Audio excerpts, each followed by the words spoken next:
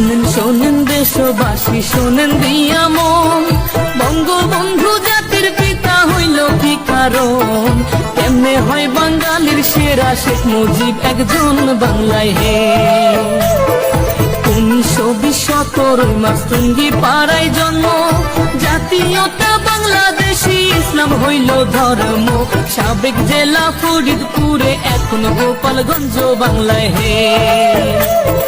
বাবা হয় লুৎফর রহমান, মা হইল সাইরা, মায়ের চোখে ছিল মুজিব সোনালি পায়রা, বাবার চোখে ছিল মুজিব দুলদুলে ঘোড়া বাংলায় হে।